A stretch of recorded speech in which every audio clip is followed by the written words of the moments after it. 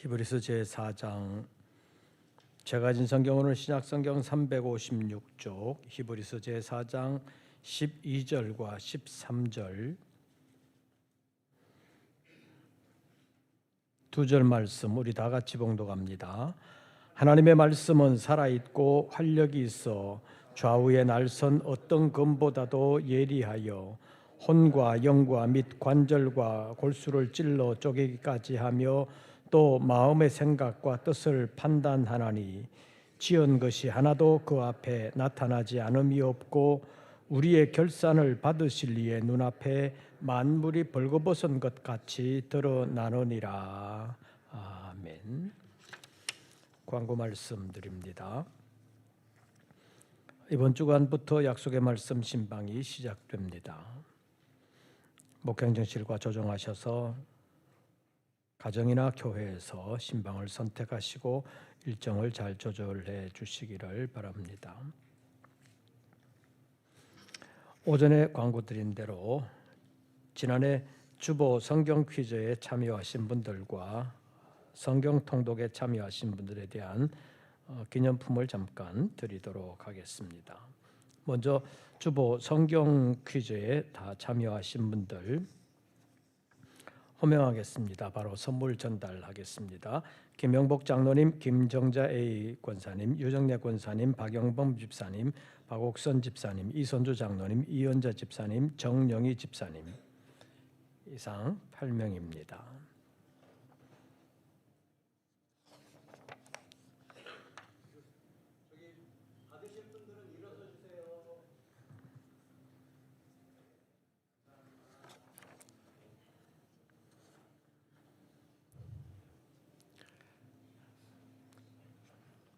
그 다음 통독에 참여하신 분들 강균환 권사님, 강효순 권사님, 강효영 권사님, 김미애 집사님, 김세연 집사님, 김영복 장로님, 김정자 권사님, 박은혜 집사님, 송미라 집사님, 송순덕 권사님, 유희자 권사님, 윤여숙 집사님, 윤옥희 집사님, 윤정혜 권사님, 이선목 집사님, 이선주 장로님, 이영란 집사님, 임숙임 집사님, 조경남 권사님, 조현자 권사님, 최순희 집사님, 최경 집사님, 태영애 권사님, 하미림 권사님, 홍경림 권사님 이상.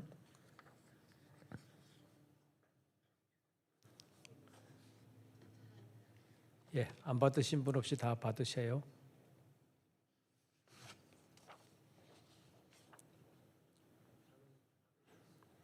주보 성경 문제하고 또 통독은 달라요.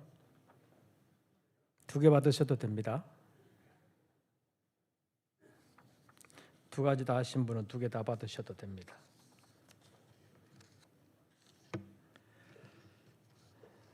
자, 올해도 많이 참여해 주시기를 바라고 또 참여하시면서 성경에 대한 지식이 더 높아질 뿐만 아니라 또 성경을 더 가까이 할 수 있는 기회가 되시기를 바랍니다. 나머지 광고들의 주보를 참고해 주시기를 바랍니다. 이제 말씀을 상고하겠습니다. 히브리서 제4장 12절과 13절 우리 다 같이 다시 한 번 더 봉독하겠습니다. 하나님의 말씀은 살아있고 활력이 있어 좌우의 날선 어떤 검보다도 예리하여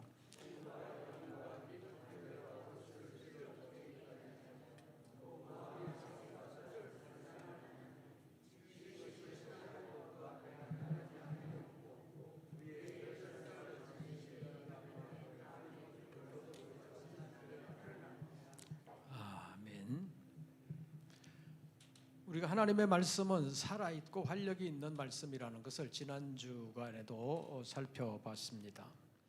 하나님의 말씀은 살았기 때문에 그 안에 생명력이 스스로 역사한다는 것에 대하여 우리가 살펴본 바 있습니다.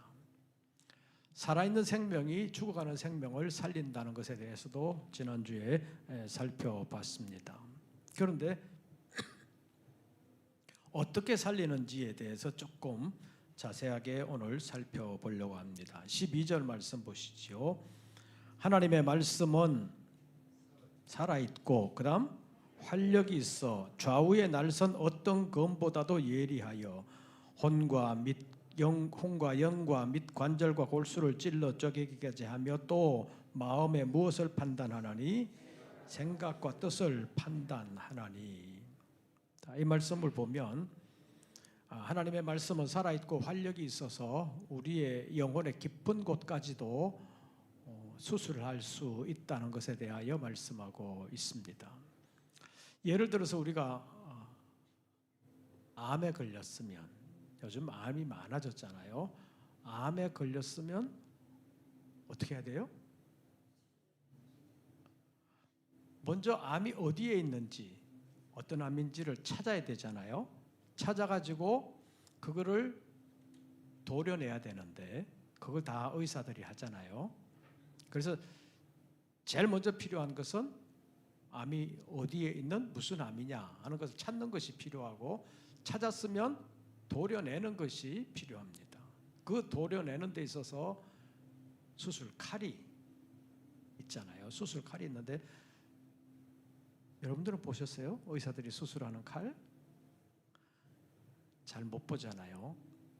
그런데 그 칼이 굉장히 예민할 것이라는 것, 예리할 것이라는 것은 우리가 알 수 있습니다.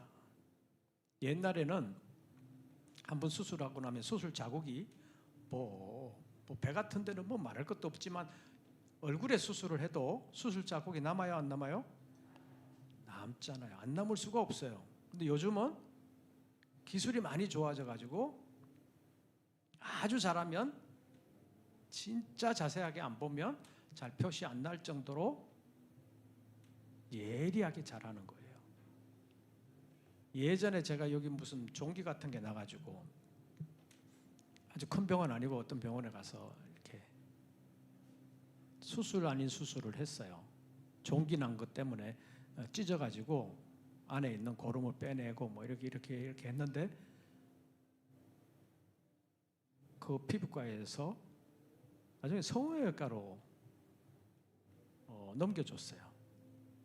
근데 성형외과에서 보더니 이것들이 제때 못하고 이게 이래 나가지고 나한테 보냈다고 불평을 한 일이 있습니다. 그러니까 수술을 하는 데 있어서도 그 예리한 칼로 어떻게 수술하느냐에 따라서 수술 자국이 남을 수도 있고 안 남을 수도 있는데, 그 칼이 굉장히 예리해가지고 잘하면 수술 자국이 잘 안 남게도 할 수 있다는 것이 요즘 발전된 의학 기술이라고 볼 수 있습니다.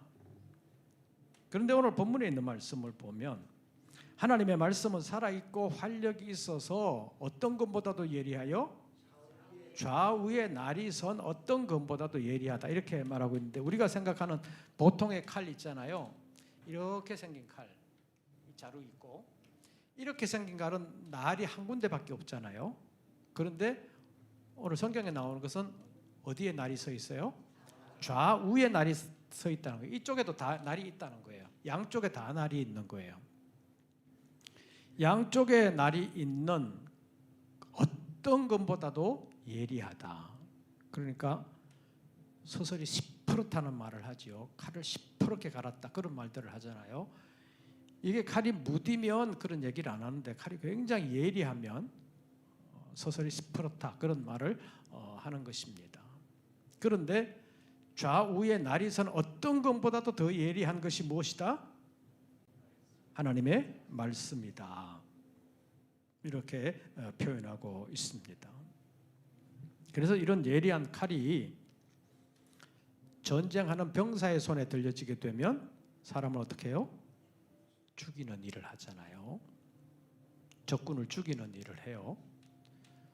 적군이라 그러지만 그래도 결국 사람은 사람이잖아요. 그래서 사람을 죽이는 일을 해요. 그런데 이 칼이 의사의 손에 들리게 되면 환자를 치료하는 일을 하잖아요. 그래서 의사는 사람을 살리는, 치료하는 일을 하는데, 그 의사도 세계적으로 유명한 명의라고 소문이 나도 육신의 질병은 고칠 수 있는데 영혼의 질병은 못 고친다는 거예요. 그런데 지금 이제 세상이 점점 더 복잡해지고 또 영적으로 보면 어려워지면서 육신의 병도 많지만 영혼의 병도 굉장히 많아진다는 거잖아요. 그래서 영혼의 병이 굉장히 중요하다고 볼 수 있는데 하나님의 말씀이 고치는 병에 대하여 오늘 본문이 말씀하고 있습니다. 12절 다시 보시지요. 하나님의 말씀은 살아있고 활력이 있어 좌우의 날선 어떤 것보다도 예리하여 어떤 것을 고치느냐. 오늘 본문에 뭐라 그래요? 제일 먼저 나오는 게 혼, 그 다음에 영, 그 다음 관절,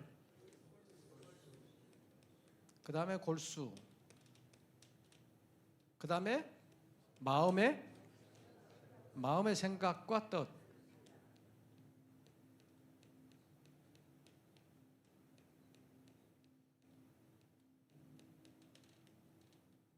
자, 이런 것을 판단한다 이렇게 되어 있는데 하나님의 말씀이 우리의 혼을 찔러 쪼개기까지 한다. 영을 찔러 쪼개기까지 한다. 이런 것에 대해서 성경을 믿는 사람은 당연하다.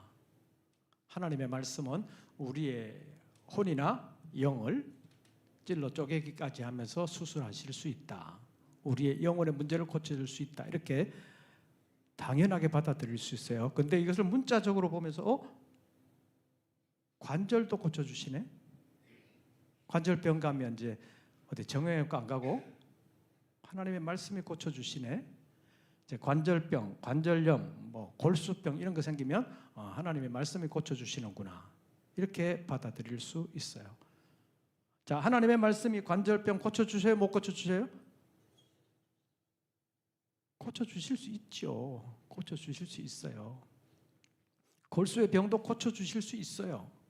그런데 오늘 본문에서 말할 때 하나님의 말씀은 살아있고 활력이 있어서 영과 혼과 및 관절과 골수를 찔러 쪼개기까지 한다 할 때 그 관절, 골수 이거는 우리가 여기서 생각하는 관절, 이 병 생기면 병원에 가지 말고 정형외과 가지 말고 하나님의 말씀을 믿으라. 그런 말은 아니라는 거예요.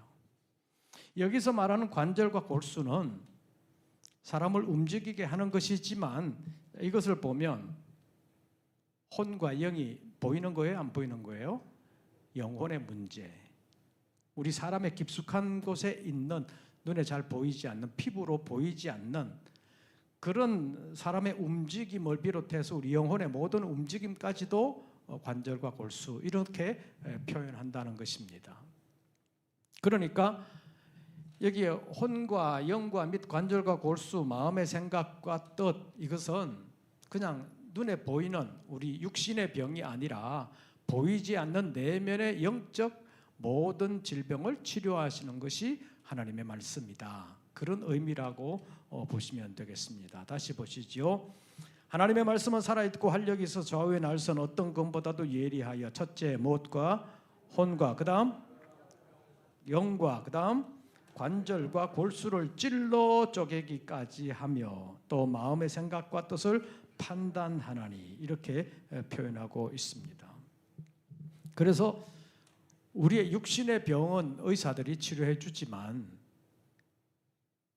우리의 깊은 내면의 문제까지 의사들이 치료해 줄 수 없다. 그것은 하나님의 말씀이 치료한다라는 것을 말씀을 하면서 이 하나님의 말씀이라는 칼은 좌우의 날이 선 어떤 것보다도 더 예리한 칼이다. 그래서 사람이라는 의사가 어떻게 할 수 없는 영혼의 문제까지 깊은 관절과 골수의 문제, 마음의 생각과 뜻까지도 이 하나님의 말씀이 판단하면서 제대로 치료를 해준다라는 것을 찔러 쪼개기까지 한다는 말로 표현하고 있습니다. 그래서 우리가 육신의 병을 치료할 때도 그냥 내면의 것은 밖에서는 못하잖아요. 그래서 찔러가지고 쪼개내서 그 안에 있는 병소들을 도려내고 건강한 세포들이 자라날 수 있도록 도와주는 게 육신의 질병을 치료하는 수술이라고 한다면 이 영혼의 문제를 치료하는 것도 하나님의 말씀이 영과 혼과 및 관절과 골수를 찔러 쪼개기까지 하면서 마음의 깊은 생각과 뜻을 판단해서 그것이 제대로 치료될 수 있도록 하나님께서 역사해 주신다라는 것을 12절에서 말하고 있습니다. 그래서 이 말씀에 대하여 우리가 잠깐 더 생각을 해 보려고 합니다. 첫째로 하나님의 말씀은 우리의 영을 살리는 영의 양식과 같은 것이다 라는 것을 알아야 합니다. 점심 식사 하셨어요? 왜 하셨어요?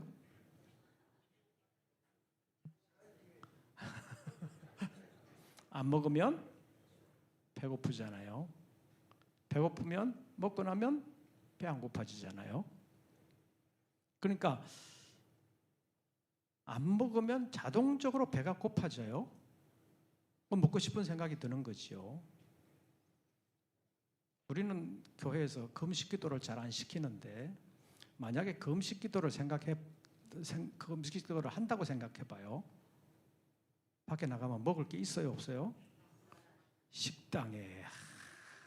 금식 기도할 때는 그렇게 맛있는 냄새가 많이 나는지 먹고 싶은 것도 많은데 평소에 가면 배부를 때 가면 시흥 동네는 별로 우리 외부 손님 대접할 때도 없고 맨날 그러잖아요. 별로 들어오는 게 없어요. 배부를 때는. 근데 배가 고파지게 되면 어떻게 그렇게 몸이 아는지 평소에는 거들떠보지도 않던 것도 야 저거 맛있겠다 그런 생각이 드는 거예요. 근데 사실 여러분들이 옛날부터 들어온 얘기지만 말을 물가까지 끌고 갈 수는 있지만 물을 먹일 수는 없다 그러잖아요. 사람도 먹는 게 기쁨이 되면 괜찮은데 먹는 게 괴로움이 되면 얼마나 때마다 힘들겠어요. 억지로 먹어야 된다 그러면 힘든 거예요.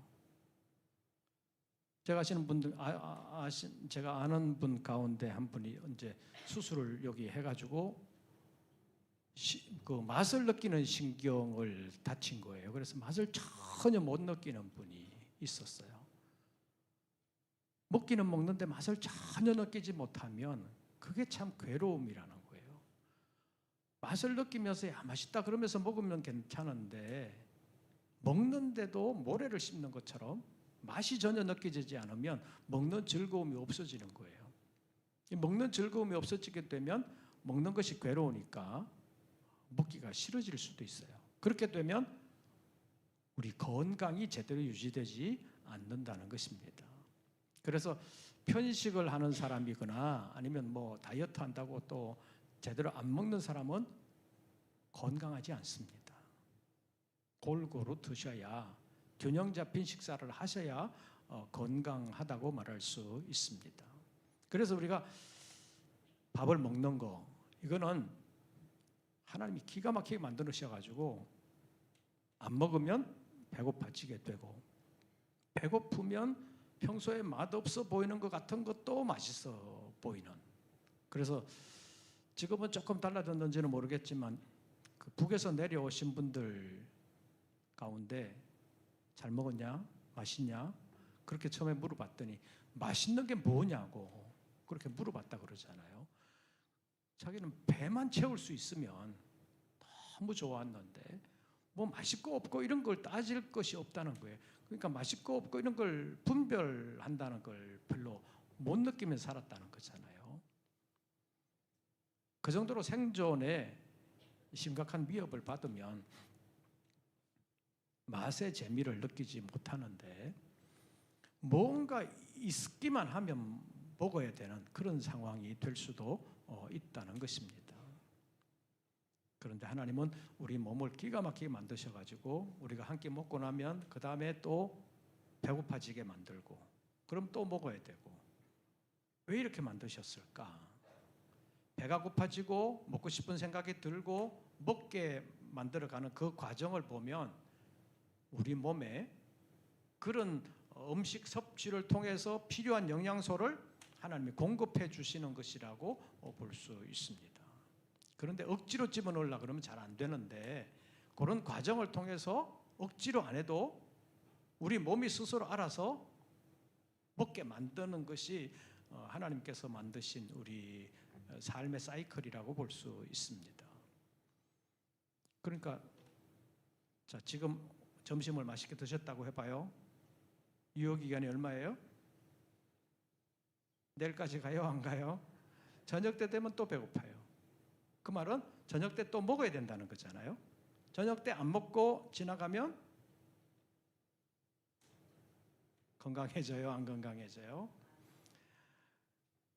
아침, 점심 잘 먹고 저녁 안 먹는 사람도 있어요. 건강 때문에 뭐 이렇게 하는 사람들이 있는데 이제 하루로 보면 필요한 영양소를 다 공급을 해줘야 건강을 유지할 수 있는 거예요. 그러니까 예수님께서 40일 금식하셨다는 거 인간으로서는 불가능한 일이에요. 그 금식이라는 거 무리해서 하는 사람들이 가끔은 있어요. 나도 40일 채워보자 그래가지고 억지로 하다가 몸을 완전히 망가뜨리는 그런 사람들도 있습니다. 그러니까 먹어야 될 때는 먹어야 되는 거예요. 안 먹으면 우리의 몸의 건강을 유지할 수가 없어요. 그런데 하나님의 말씀이라는 것이 우리의 영을 살리는 영의 양식이라는 것입니다. 그래서 육의 양식도 우리나라 사람 같으면 유효기간이 한나절밖에 안 돼요. 아침 먹고 점심 때쯤 되면 배고프고 점심 먹고 저녁 때쯤 되면 배고프고 그래서 또 자꾸 이렇게 먹게 되는데 한 끼를 아무리 잘 먹어도 며칠 동안 배 안 고프고 그런 사람은 별로 없어요. 어떨 때는 한 끼 실컷 먹고 나면 그 다음 끼가 되면 더 배고파지는 그런 때가 있습니다. 우리 육신의 양식, 육신의 건강을 유지하게 하는 이 음식도 대체적으로 보면 한나절 정도밖에 유효기간이 안 된다는 거예요. 그런데 우리 영혼의 양식, 이거는 유효기간이 얼마나 될까? 얼마나 될 것 같아요? 일주일에 한 번씩 교회 나오시는 분들은 일주일은 갈라나? 그렇게 생각이 들지만 각자의 심령 상태에 따라서 유효기간이 조금 길어질 수도 있고 조금 짧아질 수도 있고 열매를 맺을 수도 있고 열매를 맺지 못할 수도 있다는 거예요. 예를 들어서 우리의 심령의 밭을 마태복음 13장에 있는 말씀을 보면 4가지 땅에 떨어진 씨의 비유라는 게 있잖아요. 밭의 종류가 4가지예요. 첫째, 옥토가 제일 먼저 나와요? 제일 나중에 나와요? 제일 먼저 길가와 같은 상태라 그러잖아요. 길가에 떨어지면 어떻게 해요? 새가 와서 주워 먹어버렸다. 아예 뿌리를 내릴 시간도 없이 바로 새가 와서 주워 먹어버렸다. 이것은 하나님의 말씀이 떨어지기는 했는데 바로 마귀가 와서 낚아채갔다. 뿌리 내리지 못하게 했다는 말입니다.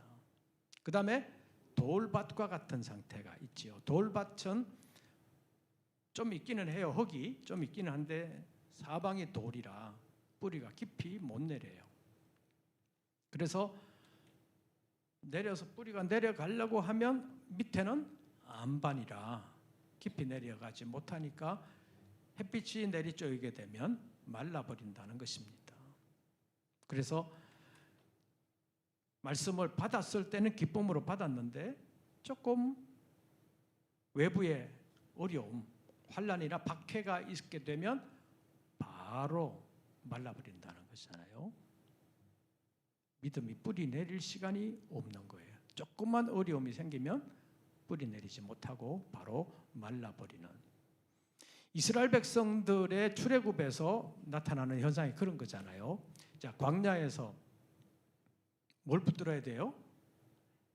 가나안 땅. 하나님의 말씀이 아브라함 때부터 이삭, 야곱으로 내려오면서 계속 너와 내 후손에게 이 땅을 주겠다라고 하는 하나님의 약속의 말씀을 이루시기 위해서 애굽에서 이끌어내셨는데 이스라엘 백성들은 그 땅을 바라보면서 하나님께서 주신 그 땅으로 우리가 가야 된다. 우리의 종착지는 거기다 라고 생각하고 늘 그곳을 바라보아야 되는데 눈에 보이는 그것만 하나님이 주셨으면 잘 가게 하셔야지. 왜 이렇게 어려움이 많냐?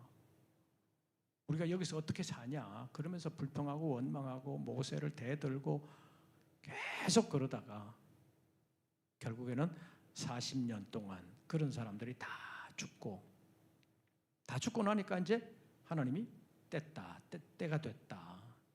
말씀대로 이루실 때가 됐다는 거잖아요. 못 들어가게 하겠다는 그 사람들이 다 죽고 나니까 이제 나머지는 들어간다. 그래서 때가 돼서 40년이 돼서 이스라엘 백성들을 인도하면서 모세에게 다시 한 번 더 계명을 설명해 줘라.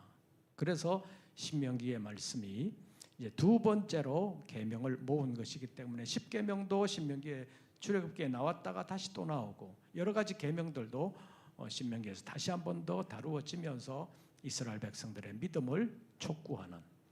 그래서 뒤에 가면 하나님께서 내가 사망과 생명, 복과 저주의 길을 너희 앞에 두었다. 너희는 살기 위하여 생명을 택하라. 그러면서 복된 길로 선택하기를 촉구하고 있는 것을 볼 수가 있습니다.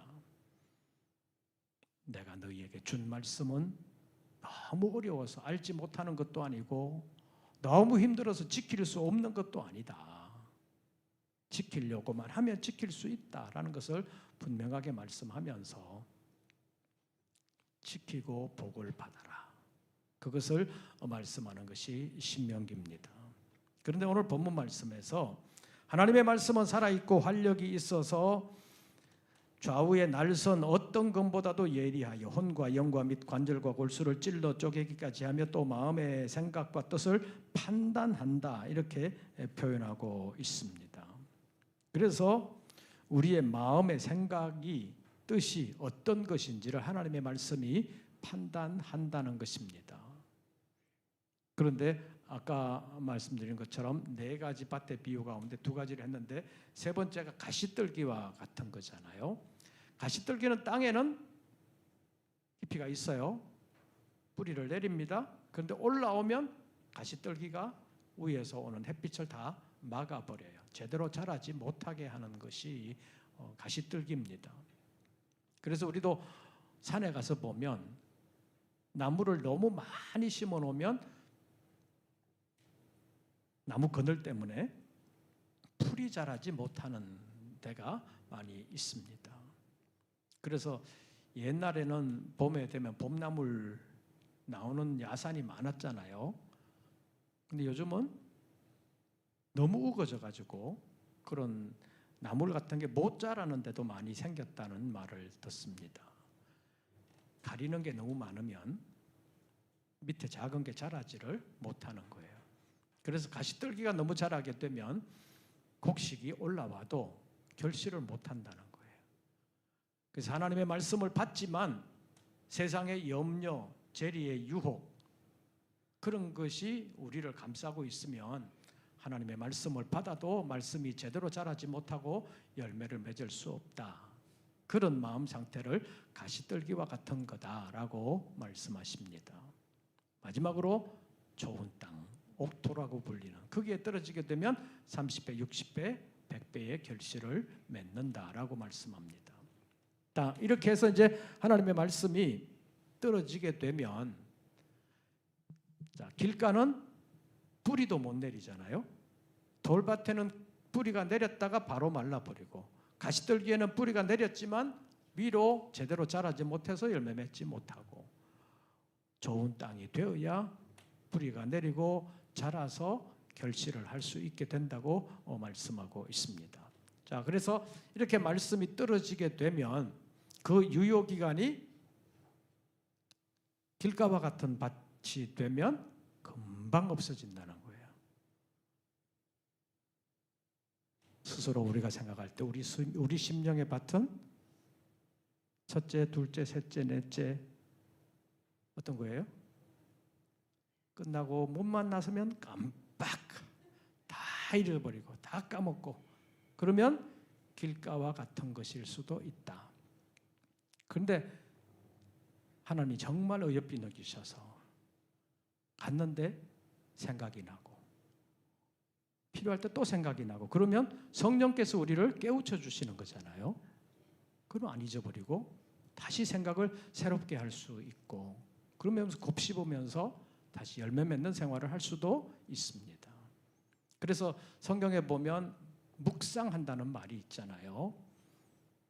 오전에도 잠깐 말씀드렸지요. 시편 1편을 말씀드리면서 복 있는 사람은 악인의 길을 쫓지 아니할 뿐만 아니라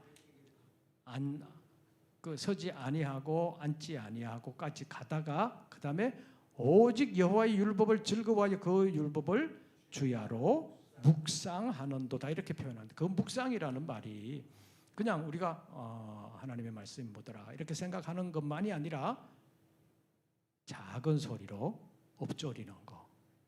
그래서 시편 1편 같으면 복 있는 사람은 악인의 길을 쫓지 아니하며 이렇게 작은 소리로 읽어나가는 거. 이거를 묵상이라고 하는 말로 표현할 수도 있다는 거예요. 그래서 묵상이라는 뜻에 두 가지가 있어요. 하나는 그냥 눈으로 읽으면서 의미를 생각하는 거, 마음속으로 생각하는 것뿐만 아니라 작은 소리로 읽으면서 생각하는 거. 그것도 묵상이란 뜻이 있다는 거. 그래서 성경에 따라서 묵상하는 것을 작은 소리로 읊조린다 이렇게 번역할 수도 있다는 것을 표시한 데가 있습니다. 그래서 우리가 하나님의 말씀을 받을 때 금방 잊어버리는 것 같아도 성령께서 우리 마음속에 역사해 주시면 다시 생각이 나면서 없어지지 아니하고 다시 자라나게 할 수 있다는 것을 성경이 우리에게 보여주고 있습니다. 그래서 우리의 마음의 상태, 마음밭의 상태가 길가와 같은 상태, 돌밭과 같은 상태, 가시떨기와 같은 상태가 될 때도 있는데 그것이 계속 가면 안 된다는 거잖아요. 우리가 항상 좋은 밭으로 유지할 수는 없지만 그래도 우리 안에 내주하시는 성령께서 우리를 도와주실 때 길가와 같은 밭, 돌짝밭과 같은 밭이 좋은 밭으로 만들어질 수도 있다. 그런데 그 방법 가운데 혼과 영과 및 관절과 골수를 어떻게 하며 찔러 쪼개기까지 하며. 자, 우리가 농사를 지은 사람들은 아실 텐데 농사를 지을 때 밭을 갈고 논을 간다 그러잖아요. 파종하기 전에 갈아요. 갈면서 흙을 뒤집잖아요. 그러면서 돌이 나오면 돌을 어떻게 해요? 다 골라내고 잡초, 뿌리 뽑아내고 그런 거 하면서 갈아가지고 파종할 준비를 하는 거예요. 혼과 영과 및 관절과 골수를 찔러 쪼개기까지 해가지고 필요 없는 거, 병든 거 이런 거는 다 덜추어내고 도려내고 건강한 영이 되도록 만들어주는 일을 하나님의 말씀이 한다. 그것을 본문에서 말씀하고 있습니다. 그래서 우리가 이 시대를 살아가면서 우리의 영이 병들 때도 있고 기가 죽을 때도 있고 여러 가지 면에서 열매 맺지 못하는 마음의 상태가 될 때가 있는데 그때마다 말씀이 혼과 영과 및 관주를 찔러 쪼개기까지 하면서 우리 몸에 병든 부분, 약한 부분 이런 부분들을 다 치료하고 수술하고 그래야 된다는 것입니다. 그래서 수술이 필요할 때도 뭐가 필요하다? 하나님의 말씀이 필요하다. 왜냐하면 말씀이 수술칼처럼 되기 때문이라는 것입니다. 그래서 오늘 본문에서 하나님의 말씀은 살아있고 활력이 있어서 좌우의 날이 선 어떤 검보다도 예리하다. 하나님의 말씀은 예리한 검이다 라는 것을 말씀하고 있습니다. 그래서 에베소서 제6장에 보면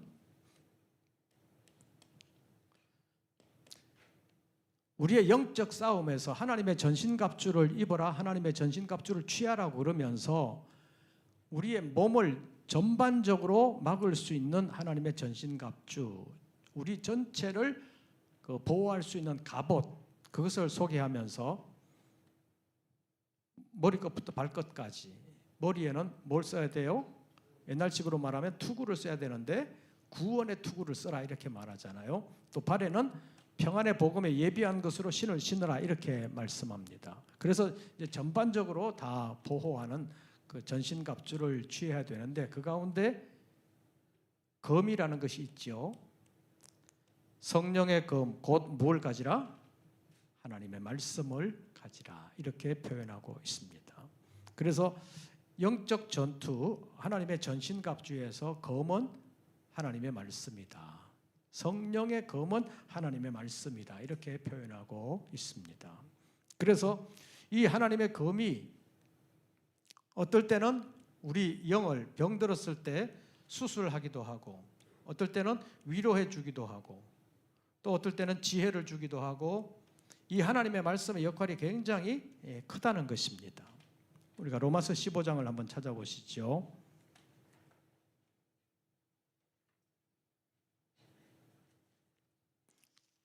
로마서 제15장 4절.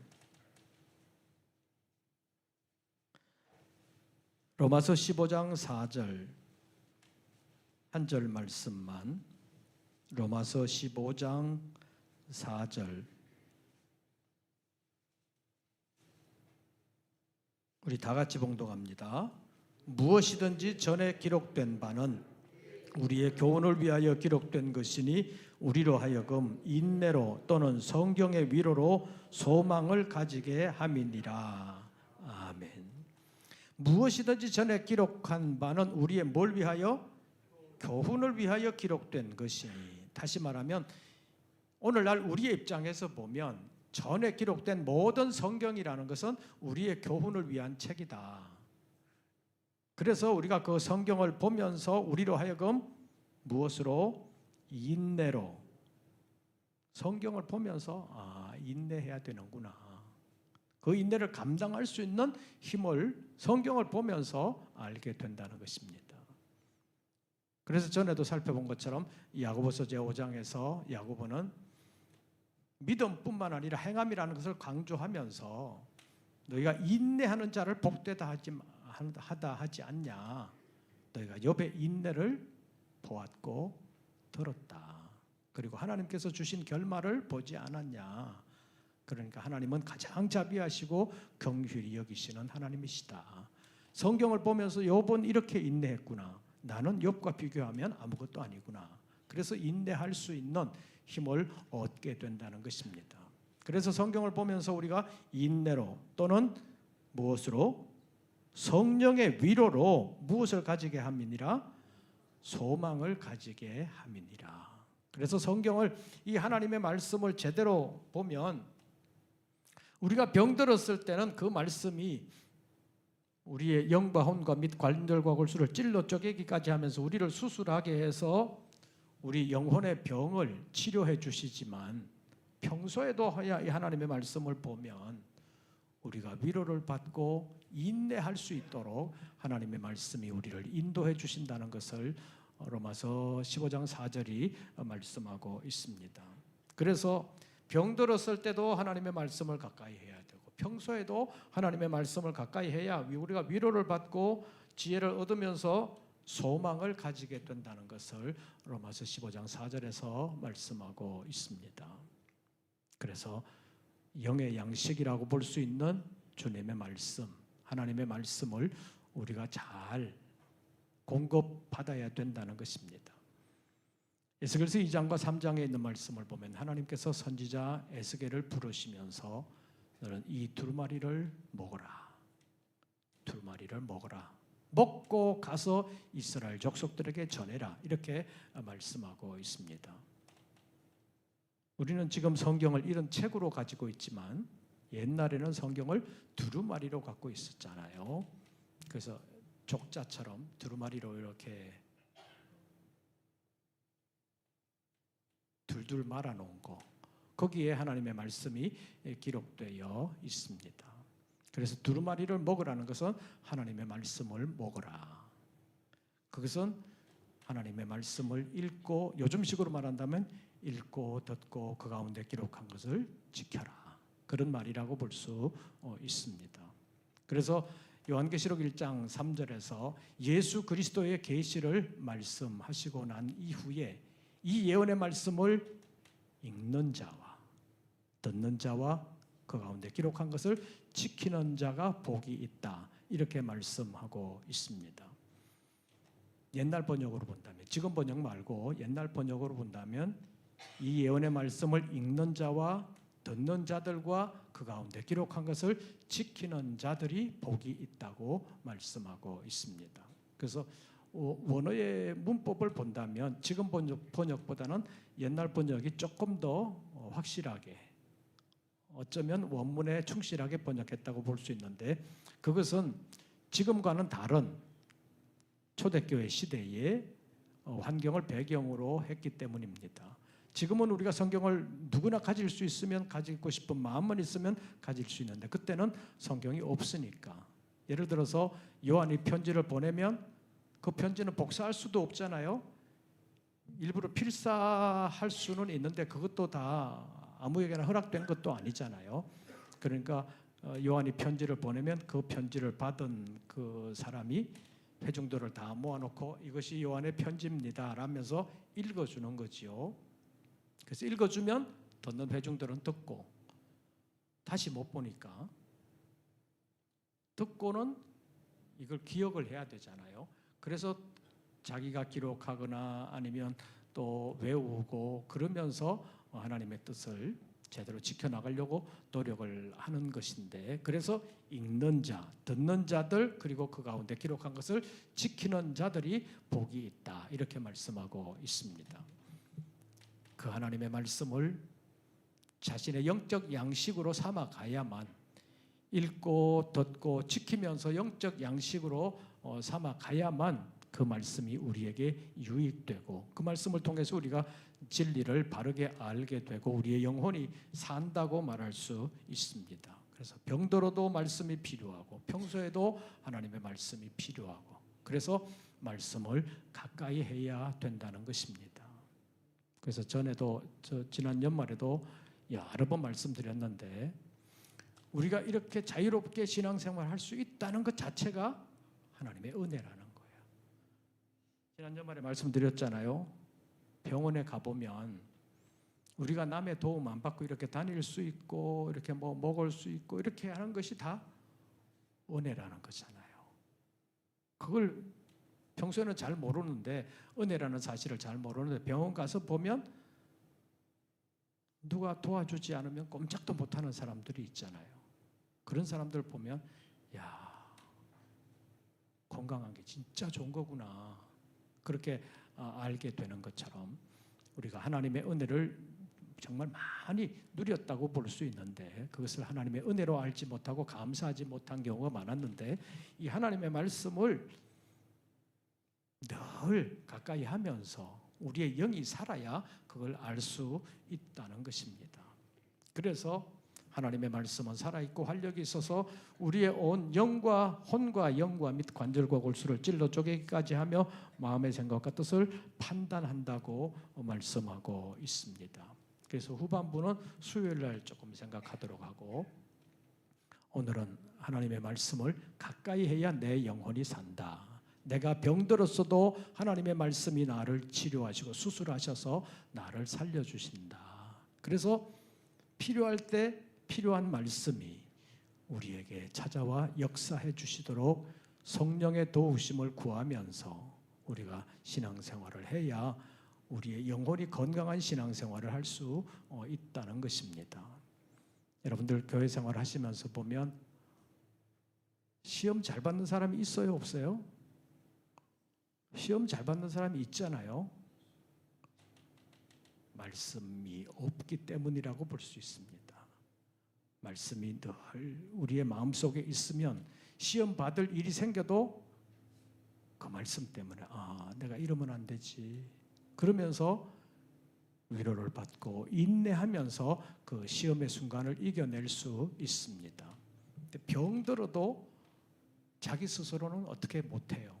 하나님의 말씀이 역사해 주셔야, 그의 혼과 영과 및 관절과 골수를 찔러 쪼개기까지 해야 그 영이 살아난다고 말할 수 있습니다. 그래서 하나님의 말씀을 가까이 해야 합니다. 아까 주보 성경 문제 그리고 성경 통독 기념품을 드렸는데, 거기에 참여하시면서 말씀을 가까이 하다 보면 언젠가는 그 말씀이 생각이 나면서 이렇게 신앙생활을 해야 되는 거구나. 깨달음이 있을 때가 있습니다.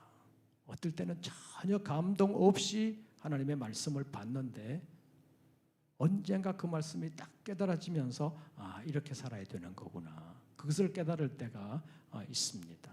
그래서 평소에 하나님의 말씀을 자주 가까이 필요하면 암송도 해가면서 말씀을 가까이 할 때 그 말씀의 유익이 있다는 것입니다. 병들었을 때 수술해 주시고 치료해 주시고 우리를 위로해 주시고 우리에게 지혜로 다가와 우리가 올바른 신앙생활을 할 수 있게 하시는 것이 하나님의 말씀이라는 것. 그래서 하나님의 말씀은 병들었을 때 살려주시고 평소에도 살게 하시는 것이 하나님의 말씀이라는 것을 기억하고 늘 말씀과 가까이 하는 말씀의 사람들 되시기를 주의 이름으로 축원합니다. 우리 찬송 부르시고 기도하겠습니다.